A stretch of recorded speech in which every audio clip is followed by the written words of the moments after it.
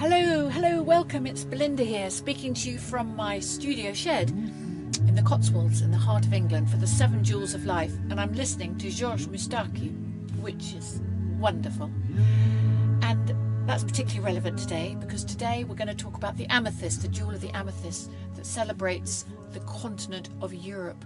So it's a day where I just always turn on my Georges Moustaki or music from around Europe because it's a day to celebrate the culture, music, food and wisdom of that continent. So on my world map here, that's the area today. So every day, each of the 7 continents is celebrated. But today, Sunday, is the turn of Europe. And the colour purple. I'm wearing purple, and here is the amethyst jewel.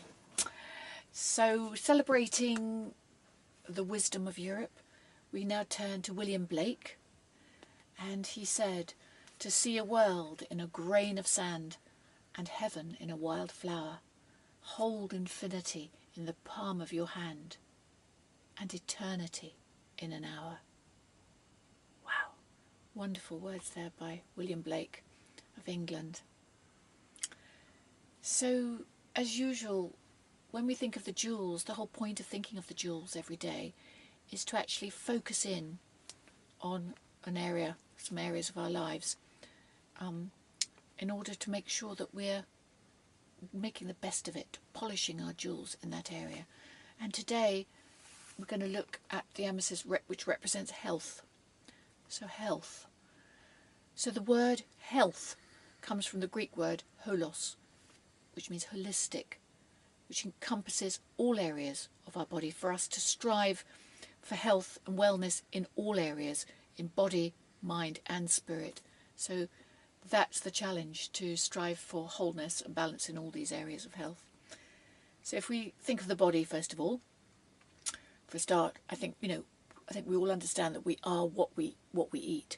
So just be really aware of what you eat, what you drink. Are you drinking enough water? Are you eating enough healthy foods? This is the day to really tune in on that. And exercise, of course.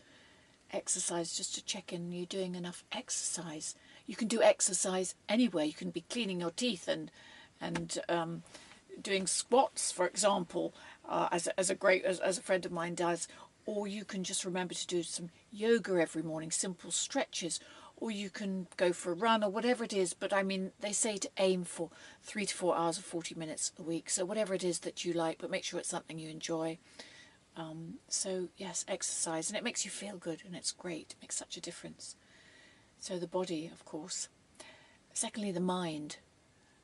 The mind is a huge one, because when you think of it, our thoughts are everything, because our thoughts create, and thoughts and beliefs in fact, create feelings which make us react in certain ways and which give certain results in our life. So if we're having a disempowered thought, then we trace it back, then we'll feel bad, and then our actions and reactions won't necessarily be helpful or good, and so the results might not be what we want. So in my book, The 7 Jewels of Life, I go into this in quite a detail because it's so important.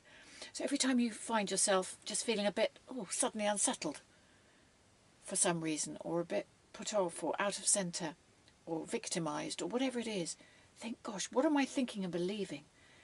And write it down in your book of sad thoughts, as opposed to your book of wonderful thoughts. Get yourself a couple of little books if you can next time you're out. And write that sentence down, and then look at it and question it. And who'd you be without that thought? You'd feel completely different. So just become your own detective. And so thoughts are hugely important. And then spirit, of course, I love the quote, I can't remember, somebody who said, "We are spiritual beings having a part-time physical experience rather than physical beings having a part-time spiritual experience." And I think that's so eye-opening and amazing and true. But we're not taught that. Obviously at school we're taught history, geography, stats, everything else, but we're not taught about this quiet place within where we can really feel this peace that we long for. And in the book again I talk about when I feel triggered or off centre, I stop in that moment, and I call it SBS, stop, breathe and step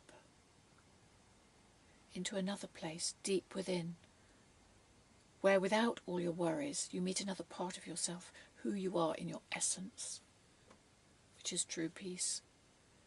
So in this day, we're always on our phones, life is so hectic, but when we feel triggered or out of centred, don't forget we always have a choice, and that's wonderful. There's always a choice to go from victim to empowerment, to go from feeling,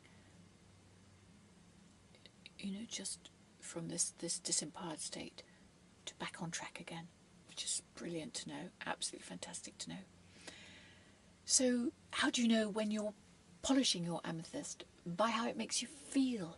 How it makes you feel when you're taking radical responsibility for yourself, and every day perhaps having a simple daily routine that includes you thinking about what you're eating, a little bit of exercise, watching your thoughts and your minds, and going within a few times a day or whenever you feel triggered into that quiet place. And as you do this, you'll get a sense of well-being, and it'll be the best investment you could ever make. So have a brilliant, wonderful Amethyst day.